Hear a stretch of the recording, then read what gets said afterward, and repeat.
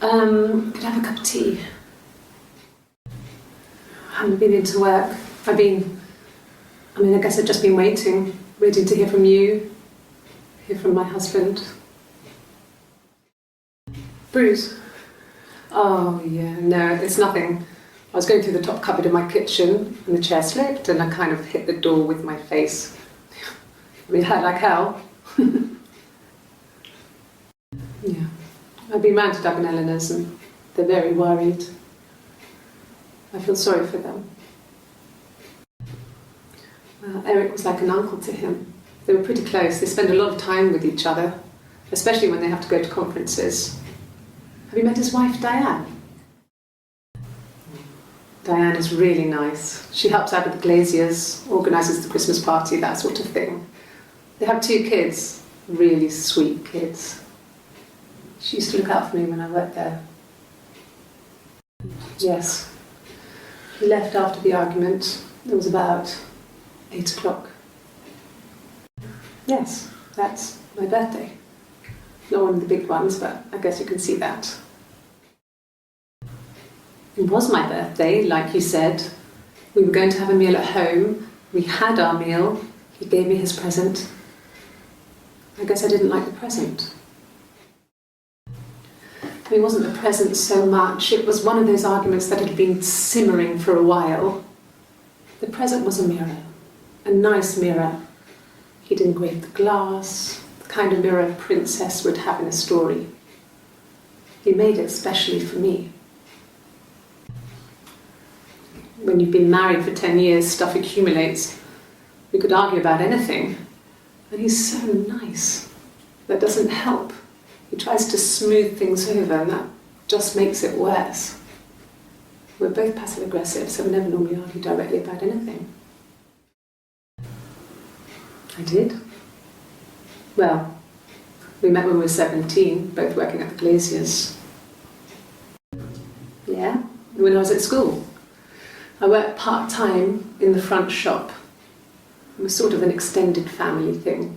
My dad used to work there, my mum worked there before I was born. I took care of paperwork, filing, typing out invoices, that kind of thing. It was a good job for a girl back then. I didn't work a till or anything though. I was quite shy, so I wouldn't have liked to have worked a till. No, he was as shy as me. I asked a friend to ask him out for me. We had our first date at the Odeon in North End. We went to see Risky Business. I had on my one best dress. Simon paid, and he bought me a whisper, and I was worried about getting chocolate on my teeth. I got pregnant.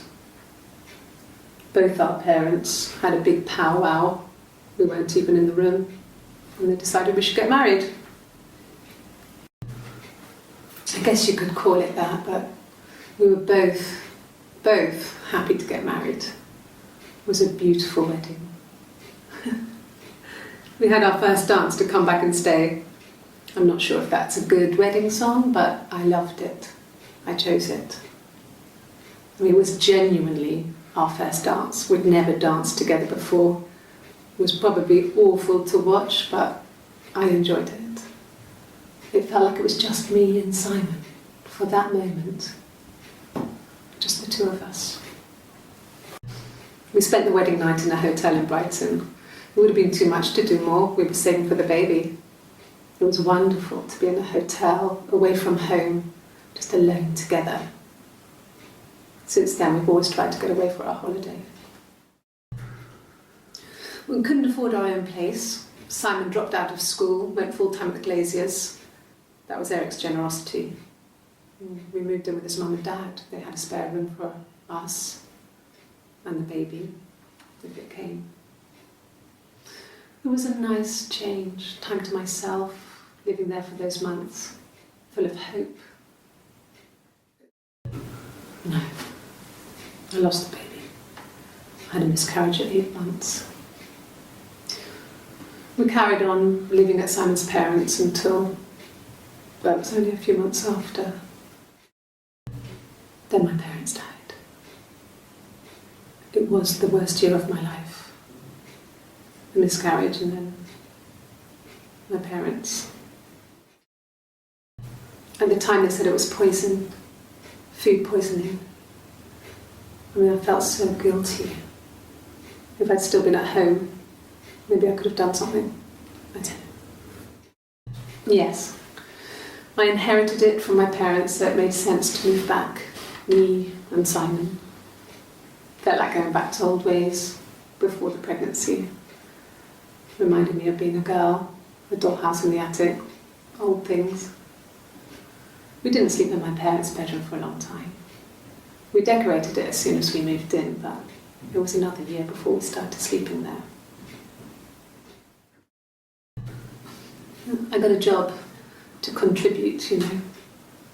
Doug knew someone and I got a job as a dinner lady at the primary school. They said it didn't matter if I could cook or not, just don't poison the kids. So you see, it's always been complicated between me and Simon. It's never just been the two of us, there's always been pressure. I mean, I don't know. Something must have happened to him on his way home. He could be hurt. I mean, why hasn't he phoned? I don't know. Oh God, I don't know. I mean, I guess the Rock. We've spoken to everyone there. Someone must have seen where he went. I don't know. So many things could have gone wrong.